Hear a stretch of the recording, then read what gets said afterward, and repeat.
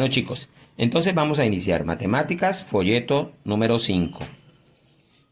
Primero, entonces viene una información, observa la figura y con base en ella conteste las preguntas 1 y 2. Plano cartesiano, tenemos ahí un cuadrilátero A, B, C, D, en ese plano cartesiano.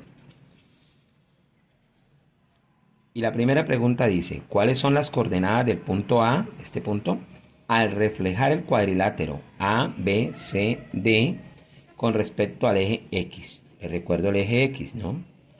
Entonces, tenemos acá que vamos a hacer una reflexión tomando nuestro eje X como si fuera nuestro espejo. Entonces vamos a ver cómo se ve al otro lado la figura, ¿no? Entonces, esta distancia 1 va a quedar igual hacia el otro lado. El punto D que se encuentra 1, 2, 3, 4, 5 del eje X va a quedar a 5 al otro lado. 1, 2, 3, 4, 5. Entonces la figura va a subir una inversión lateral. Es como si dobláramos por acá y acá colocáramos la figura de allá reflejada. Y vamos a obtener esta figura, este cuadrilátero A, B, C, D, que está acá al revés. Bueno, según eso, nos preguntan cuáles son las coordenadas del punto A. Este punto A después de reflejado. Entonces miremos las coordenadas. A tiene como coordenadas en X menos 5 y en Y menos 5. Por lo tanto, las coordenadas de A son menos 5 menos 5 y eso corresponde a la respuesta A. Bueno, para la pregunta número 2 tenemos cuáles son las coordenadas del punto D si se realiza una reflexión respecto a la recta X igual a 3. Acá tenemos la recta X igual a 3, es una recta que intersecta al eje X en el punto 3. Bueno, y también hay que hacer una traslación de 2 unidades hacia arriba a esa figura que nos da después de reflejada. Entonces vamos primero a hacer la reflexión. Una reflexión con respecto a X igual a 3. Es decir, este va a ser nuestro espejo. 2 unidades del punto D y queda 2 unidades hacia el otro lado.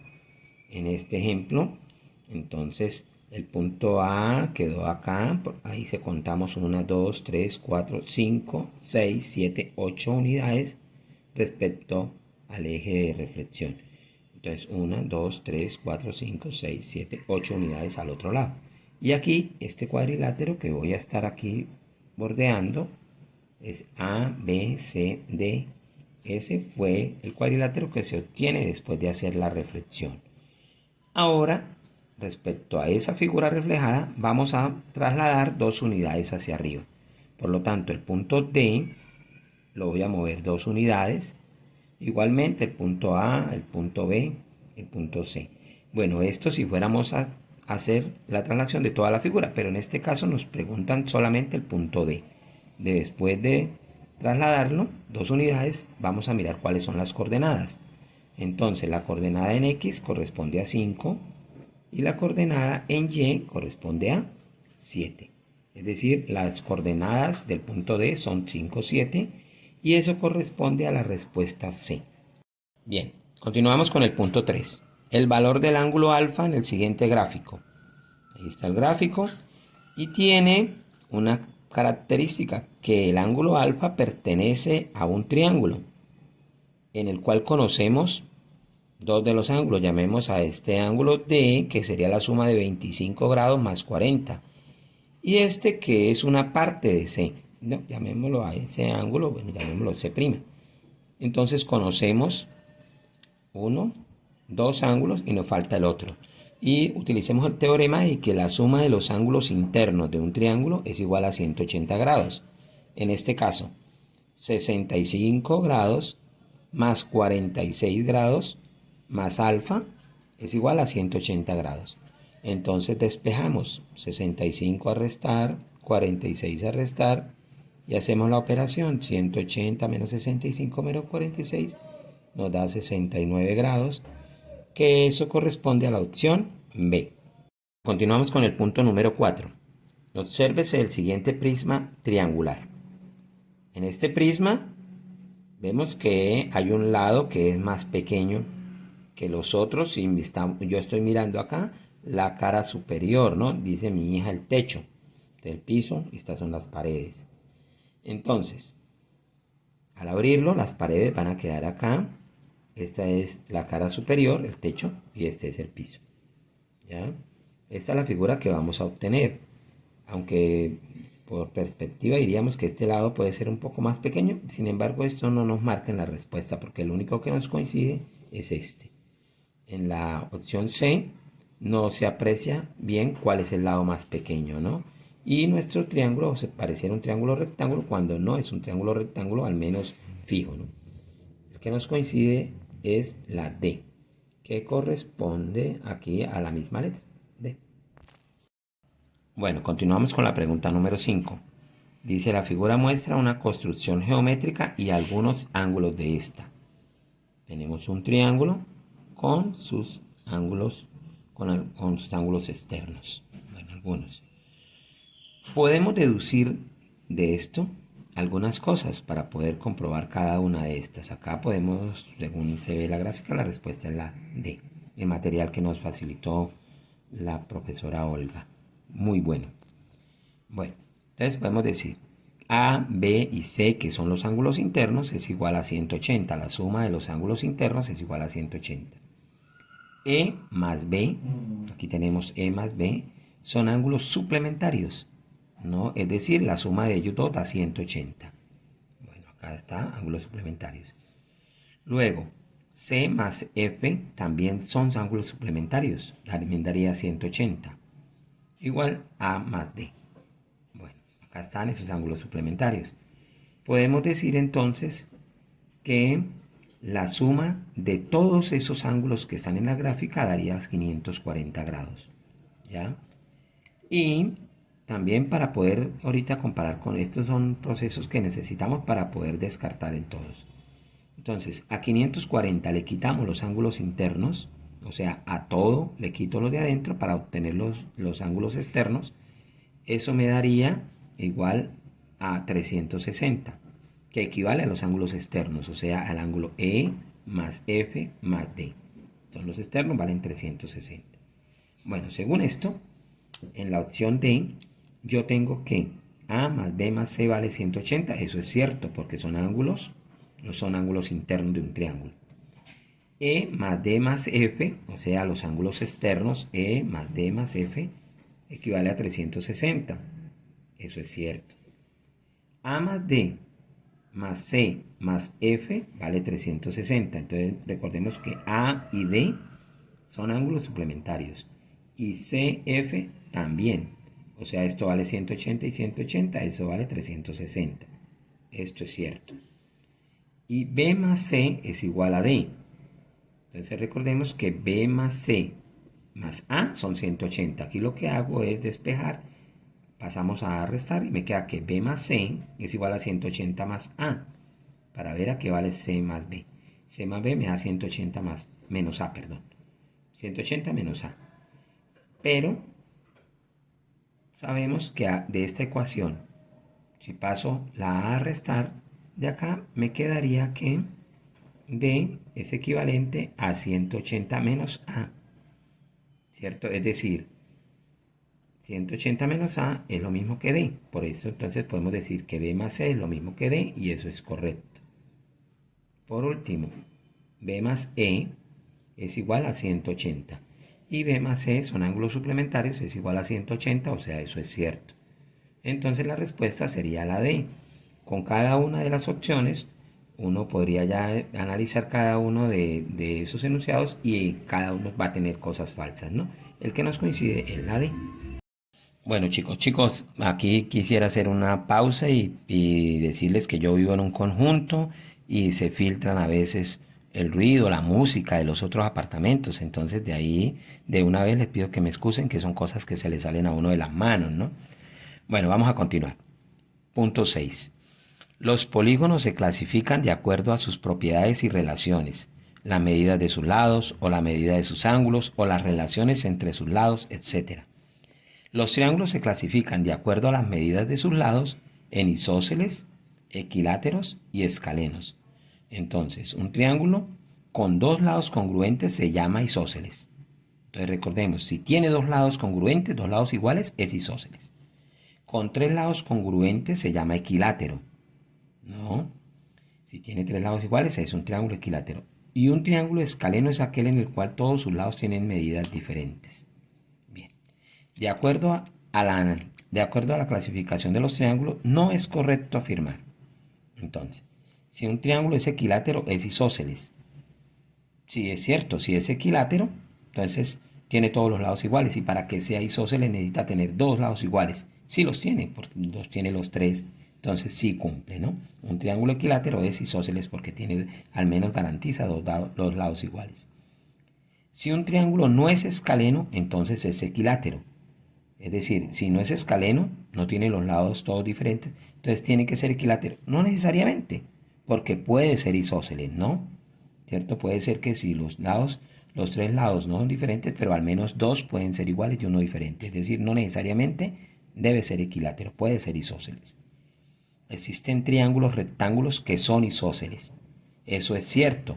Acá hay un ejemplo de un triángulo que es rectángulo, tiene un ángulo de 90 grados y no es isósceles, ¿cierto? Porque podría ser equilátero. Existen triángulos rectángulos que son isósceles. Que son isósceles. Este es uno. Es isósceles. Este lado es congruente con este. Es isósceles, ¿no? Y es rectángulo. Entonces es cierto. La D. Existen triángulos isósceles que tengan dos lados y que no son equiláteros. Nos sirve el mismo ejemplo. Este es un triángulo isósceles y no es equilátero porque no tiene los tres lados iguales. Hay uno diferente, ¿no? Bueno, entonces el único que nos coincide, que no es correcto, es el B. Bueno, pregunta número 7.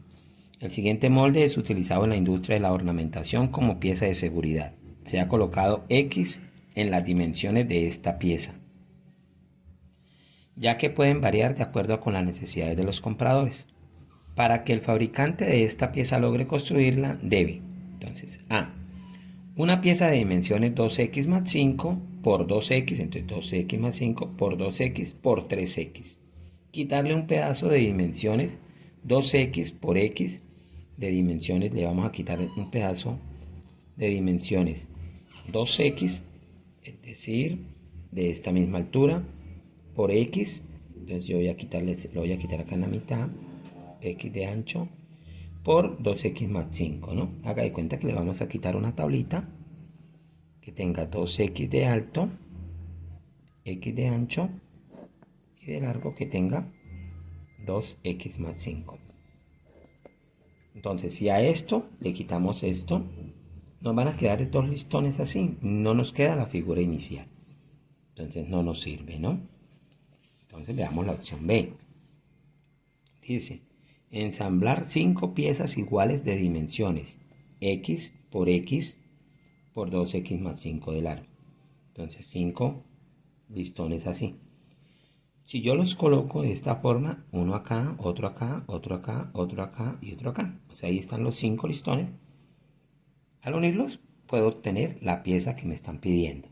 O sea, con esas dimensiones, con esas condiciones, puedo crear la pieza que me están pidiendo. Eso es cierto.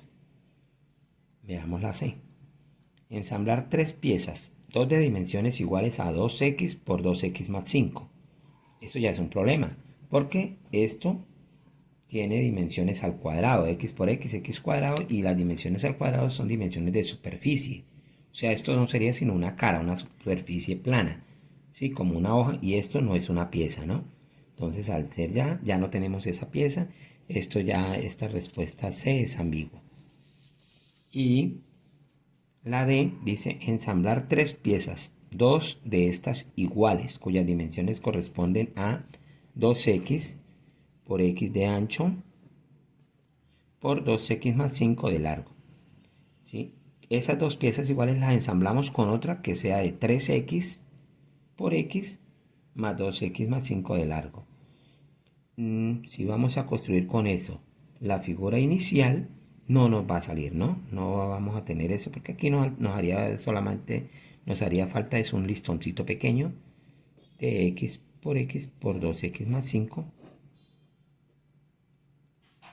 que sería el que faltaría, no este, ¿no? Este sería el que faltaría, más no este. Por lo tanto, no se podría formar.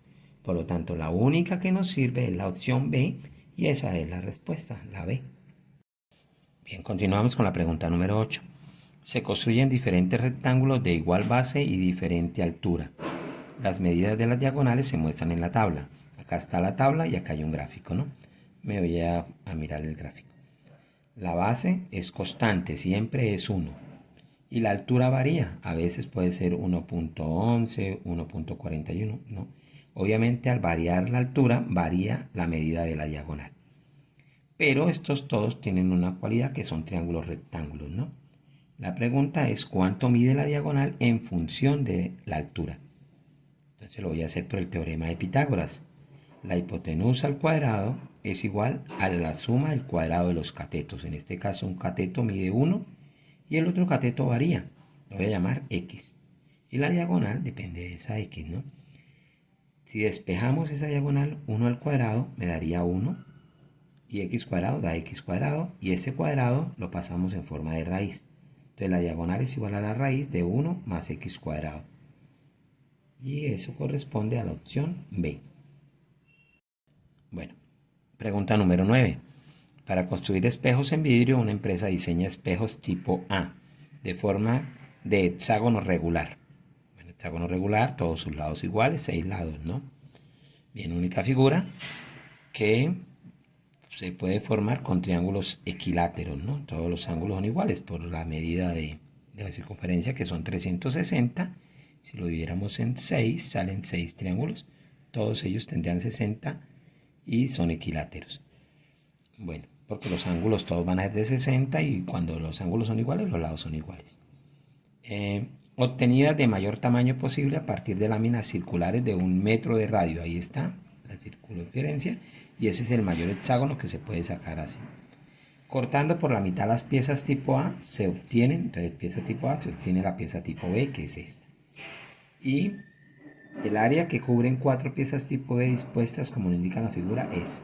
Entonces, si podemos, acá está con color naranja, 2 de esas piezas y estas 2 de esas piezas formarían un hexágono. Es decir, la pieza completa serían 2 hexágonos. Entonces nuestra tarea consiste en hallar el área de 2 hexágonos, ¿verdad? Entonces para eso, recordemos el área de un hexágono. El área de un hexágono, con lo que vimos en el video de la profesora Olga, una de las fórmulas, área de un hexágono es igual al perímetro por la apotema sobre 2. ¿Sí? Perímetro, recuerden, es lo mismo que decir el número de lados por la apotema, que es esta distancia, la distancia del centro a la mitad del lado, sobre 2. Entonces, nuestro problema consiste ahora, como sabemos que cada uno de estos lados mide 1. ¿Por qué? Porque como el radio mide 1 y son equiláteros, entonces eso también mide 1. Entonces ya tenemos la base de este triángulo, pero me falta esta altura. Voy a sacar acá un triángulo rectángulo, cuya hipotenusa es igual a 1. Y este hasta la mitad vale 1/2, la mitad de 1, porque es la mitad de ese lado. Y necesito hallar este lado. Entonces voy a utilizar Pitágoras, puesto que conozco la hipotenusa, que es 1, y conozco uno de los catetos, que es 1/2. Hipotenusa al cuadrado es igual a la suma del cuadrado de los catetos, o sea, 1/2 más A, que es el apotema que estoy buscando. Y es mi única incógnita. 1 al cuadrado da 1, 1/2 al cuadrado me da 1/4. Más A. Este 1/4 pasa a restar. Me queda 1 menos 1/4. ¿Cierto? Ahí podemos colocar un 1 y hacemos ahí la carita feliz. Quedaría 4 menos 1, que es 3. Y sobre 4, 3/4. Sacamos raíz cuadrada, raíz de 3. Y la raíz de 4 que es 2. Por lo tanto el apotema vale raíz de 3/2. Bien, volvamos a la fórmula entonces. Entonces perímetro, que en este caso es 6, el perímetro de mi hexágono, por el apotema que me dio raíz de 3/2. Entonces acá Olga está utilizando es perímetro por el área de uno de esos triángulos, ¿no? Que es base por altura, o sea la base es 1 por altura, que es raíz de 3/2, que es la misma apotema, sobre 2. Entonces al hacer esto me quedaría 6 dividido en 2, simplificando me da 3, raíz de 3 sobre 2. Esta es el área de uno de los hexágonos, de un hexágono, pero la pieza tiene 2 de esos hexágonos. Es decir, esa área, 3 raíz de 3 medios, hay que multiplicarla por 2 para tener el área total. Simplificando el 2 con el 2, me queda que el área es igual a 3 por raíz de 3, el área de toda la pieza. Y eso corresponde a la respuesta B. Bien, continuamos con la pregunta número 10. La longitud de las aristas de la caja de la figura son L, A y H. ¿Cuál de las siguientes expresiones determina la longitud de las aristas de la caja? En este caso sería entonces L más, determina la longitud del total de las aristas. Vamos a sumarla, ¿no? Este de acá que también mide L, más este de acá, más esta de acá. Es decir, hay 4 aristas con esa longitud, 4 bordes de L. Igual que H. Hay 4 con H, entonces más H, más H, más H, más H. 4 como H, igual que A. 1, 2, 3, 4. 4 aristas de dimensiones A. A más A más A. Estos son semejantes, sería 4L. Estos son semejantes, los puedo sumar, 4H. Y estos son semejantes, 4A. Y entre ellos ya no puedo hacer la suma porque ya son heterogéneos, ¿no? Ya no son semejantes, por lo tanto corresponde a la respuesta D. Bien, pregunta número 11. Dice, en la siguiente figura el radio de cada uno de los círculos inscritos en los cuadrados mide 1 centímetro, el radio, ¿no? Bueno, si esto mide 1 centímetro, entonces el diámetro sería 2, y como hay 2, 4, 6, 8, 4 círculos, entonces debería 8, y eso formaría este cuadrado de 8 por 8. La pregunta es, ¿cuál es el área de la región sombreada? Bien, entonces lo que vamos a hacer es calcular el área total y le quitamos el área de todos los círculos. El área total del cuadrado es igual a lado por lado, o sea 8 por 8, y eso me da 64. Vamos a hacer el área primero de un círculo y luego lo multiplicamos por el número de círculos. El área de un círculo es igual a pi por radio al cuadrado. En este caso, pi por el radio, que es 1 al cuadrado, que sería 1 por pi, me da pi. El área de un solo círculo es pi centímetros cuadrados. Pero como hay, en este caso 1, 2, 3, 4, entonces otros 4 son 8, otros 4 son 12, otros 4 son 16. Tenemos 16 círculos, ¿no? 4 por 4. Entonces, 16 por pi será el área de todos los círculos, 16 pi. Por lo tanto, el área sombreada es igual al área total del cuadrado menos el área total de los círculos. Eso sería igual a 64 menos 16 pi. Bien, y eso corresponde a la opción A.